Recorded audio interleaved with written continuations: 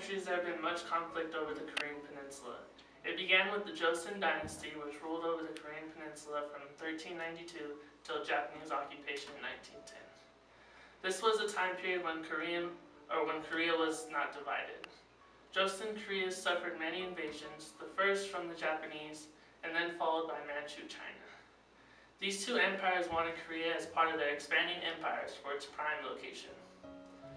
In 1894, the Donghak Peasant Rebellion provided both China and Japan an excuse to send large numbers of troops to Korea. This leads to the Sino-Japanese War of 1894 through 1895, in which Japan took control of Korea's natural resources through the end of World War II. Following about a decade later, in 1904 through 1905, the Russo-Japanese War began out of rivalry between Russia and Japan for dominance in Korea and Manchuria. These wars helped neighboring countries recognize Japan's control over Korea. In 1910, the Joseon Dynasty fell and Japan formally occupied the Korean Peninsula. In the years following, Japan extracted and exploited resources such as timber, rice, fish, coal, ore, and iron to fuel their own industry revolution.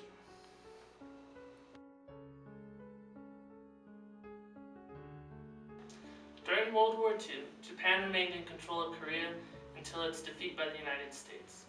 In 1945, the Soviet Union invaded Korea, and the United States moved quickly to Korea's aid to prevent all of Korea from becoming a Soviet satellite state. The United States took control of southern Korea, which was named the Republic of Korea, while the Soviet Union controlled northern Korea, which became known as the Democratic People's Republic of Korea. Originally, the North and South were divided at the 38th parallel, but over the years of fighting, both sides made significant gains into their opponent's side. In 1950, North Korea invaded South Korea, causing the United Nations to get involved in the conflict.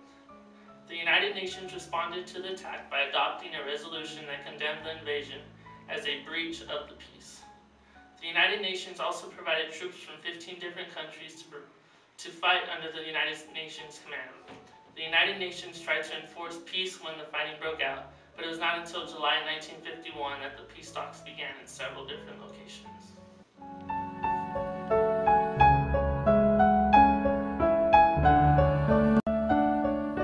Both sides were willing to accept the ceasefire agreement that maintained the 38th parallel boundary, but they could not agree on whether prisoners of war should be forcibly repatriated.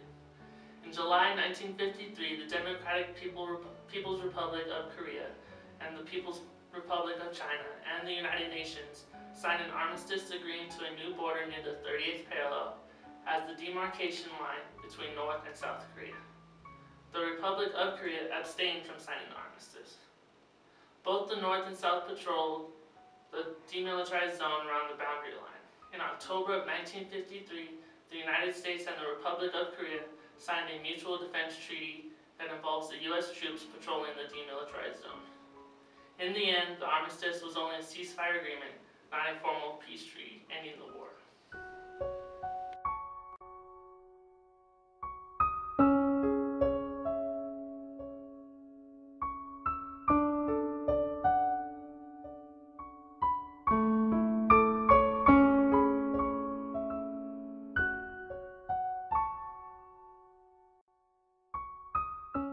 In 1864, Korea gained a new king who abolished Korea's isolationist policy and put into effect new reforms to better his nation's standing, like its educational system.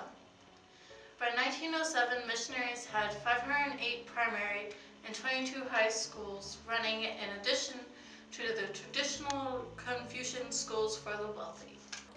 Also at this time, a newly industrialized Japan began exerting its influence over the region, first by displacing Chinese influence and gradually taking control of the government. This officially happened in 1910 with the signing of the Japanese-Korean Annexation Treaty.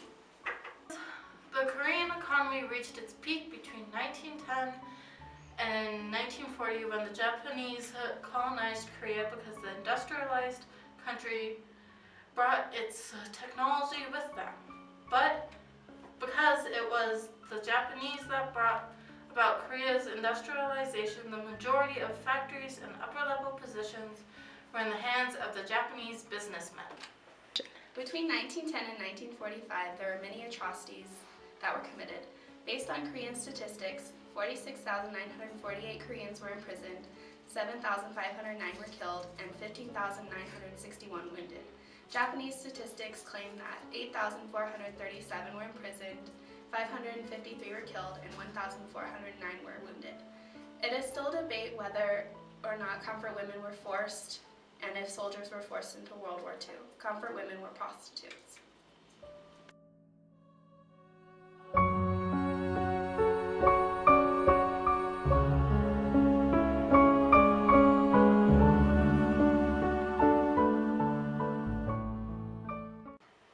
At the end of World War II, Korea's economy collapsed due to Korea's inability to fill the positions left by the Japanese when they left. Some opinions contributed this event to Korea's lack of technical knowledge and understanding of business management. With the collapse of the Korean economy and deterioration of the government established by Japan, the peninsula was left vulnerable to outside influences.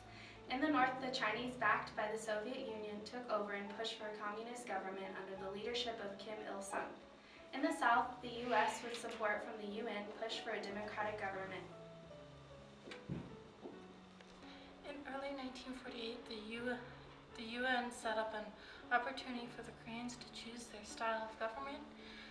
The results showed a desire for a democratic government, though this vote was skewed. The UN refused to count the North Korean votes because the polling wasn't overseen by the UN officials. Because they were ignored by the UN, North Koreans chose to establish their own government. In 1948, the North Korea declared their government the Democratic People's Republic of Korea. 6 days later, on September 15th, South Korea declared their government the Republic of Korea.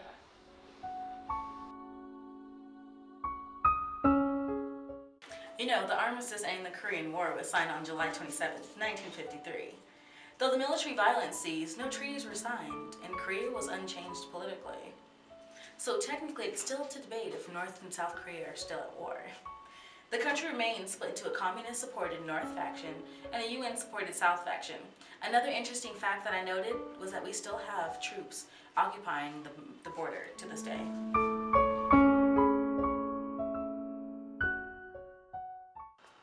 Another major impact on foreign relations was the militarization of NATO.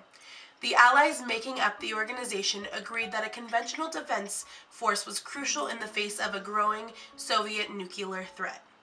NATO accumulated a large army and stationed it at the ready in Europe. This allowed Allied forces to be prepared for another incident like Korea without having to mobilize any army at the last minute. However, this also showed a presumed threat to Russia, which made the tension that much greater between forces. The U.S. foreign policy was impacted greatly by the war. The incident inspired U.S. leaders to increase the national defense budget by 5 times the original amount. The new defense budget did take a toll on the country's economy, but also allowed for greater foreign military presence and maintained strength in the Cold War. China and Russia gained a stronger bond from the war. Because China stepped in and effectively saved North Korea from the American forces, the country gained the respect of other communist powers. Although their already poor economy was devastated by the fighting and could not rely on trade from the Allied countries, Russia itself had no casualties, although it too suffered economically from the resulting Cold War arms race with the U.S. Both North and South Korea experienced political corruption after the Korean War.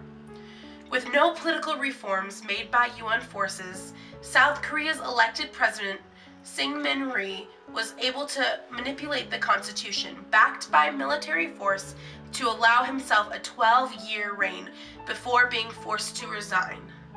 North Korea's premier Kim Il-sung developed a system only loosely based on Marxist documents. Unlike its more conventional communist allies, the government was based on the concept of Juche, which is formatted as a central wheel. Kim Il-sung, surrounded by ever-widening circles of hierarchy which spread influence across the land.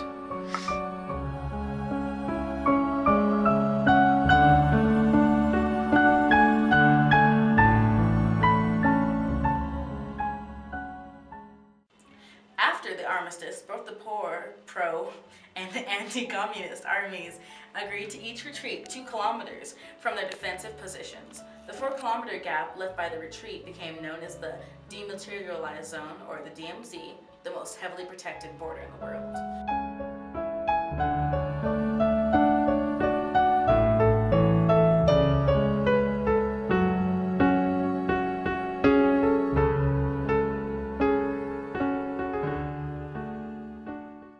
Economically, North and South Korea saw rapid growth after the war.